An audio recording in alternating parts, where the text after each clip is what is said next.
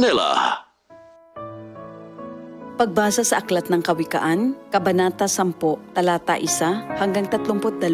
Ang mga kawikaan ni Solomon. Ang matalinong anak ay ligaya ng magulang, ngunit tinik sa dibdib ang anak na mangmang. Ang yamang buhat sa masama ay di papakinabangan, ngunit ang katuwiran ay maglalayo sa kamatayan. Ang matuwid ay binibigyan ni Yahweh ng kasiyahan, ngunit ang masamay kanyang ginugutom naman. Ang kamay na tamad ay tiyak na magdarahop, ngunit magbubunto ng yaman ang kamay na masinop. Ang nag-iimbak kong tagaraw ay nagpapakilala ng katalinuhan, ngunit ang natutulog kong anihan ay nag-iipon ng kahihiyan. Ang matuwid ay mag-aani ng pagpapalat kabutihan, ngunit ang bibig ng masama ay nagtatakip ng karahasan. Ang alaala ng matuwid mananatili kailanman, ngunit pangalan ng masamay tiyak na mapaparam. Magandang payo ay tinatanggap ng pusong may pangunawa, ngunit kapahamakan ang wakas ng mangmang na masalita. Ang namumuhay ng tapat ay pinaghaharian ng kapayapaan, ngunit ang may likong landas ay malalantad balang araw. Ang malilikot na mata ay lagi sa kaguluhan, at ang bibig na maluwang hahantong sa kapahamakan. Ang bibig ng matuwid ay bukal ng buhay, ngunit labi ng masama ay nagtatakip ng karahasan. Sa hari-saring kaguluhan ang bunga ng kapuotan, ngunit ang pag-ibig ay pumapawi sa lahat ng kasalanan. Sa labi ng may unawa matatagpuan ang karunungan, ngunit sa likod ng isang mangmang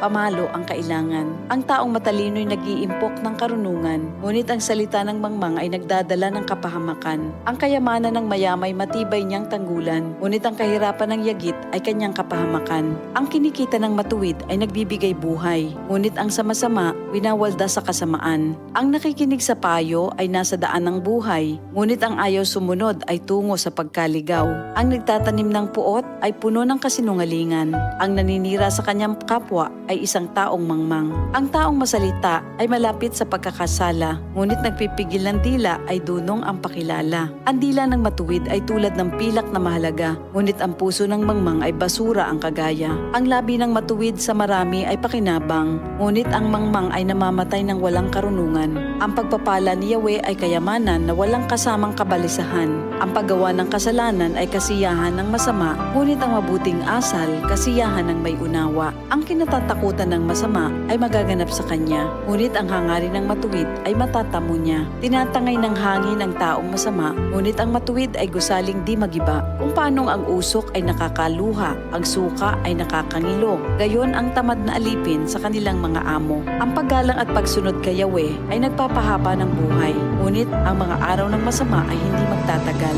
Ang pag-asa ng matuwid ay may magandang kahinatnan, ngunit ang pag-asa ng masama ang dulot ay kabiguan. Si Yahweh ay kanlungan ng mga taong matuwid, ngunit kaaway sila ng taong masama ang hilig. Ang matuwid ay mananatili sa kanyang dako, ngunit ang masama kung saan-saan matutungo. Ang salita ng matuwid ay nagpapakilala ng karunungan, ngunit ang dilang sinungaling ay puputuli naman.